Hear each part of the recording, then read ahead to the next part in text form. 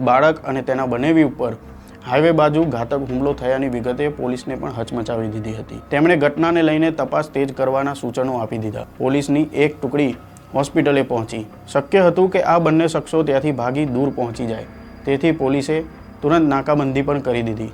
હવે હાઈવેને જોડતા બધા રસ્તા પર પોલીસની ચાંપતી નજર હતી। સીસીટીવી પણ તપાસવાની સૂચનાઓ આપી દેવામાં આવી, પણ તમામ કવાયતોમાં પોલીસ સફળ થઈ નહીં। આ બંને શખ્સો તો જાણે હવામાં ઓગળી ગયા। આ બાજુ બીજે દિવસે એટલે કે 9મી ફેબ્રુઆરીએ હર્ષુભાઈની તબિયત થોડી સારી થતાં પોલીસે તેમના નિવેદનને આધારે ફરિયાદ નોંધી લીધી, પણ કુદરતને કંઈક બીજું જ મંજૂર હતું। બંનેની સારવાર ચાલી રહી હતી ત્યારે એક માઠા સમાચાર આવ્યા કે ગોપાલ અને હર્ષુભાઈએ શ્વાસ છોડી દીધા છે। પરિવારજનો આ સમાચારથી ખૂબ દુઃખી થયા। એક સાથે ઘરમાં 2 મૃત્યુ થયા તે વાત કોઈને માનવામાં આવતી નહોતી। હોસ્પિટલમાં જ પરિવારે ભારે આક્રંદ કર્યો। પોલીસ તરીકે એસપી નિલેશ જાજડિયાને પણ આ સાંભળીને ખૂબ દુઃખ થયું। તેમણે તુરંત નિર્ણય કર્યો અને આ તપાસ એલસીબીને સોંપી દીધી। હવે એલસીબીના પોલીસ ઇન્સ્પેક્ટર NK વ્યાસના હાથમાં કેસની ફાઇલ હતી અને તેમણે કાગળિયા ફેંદવાના શરૂ કરી દીધા।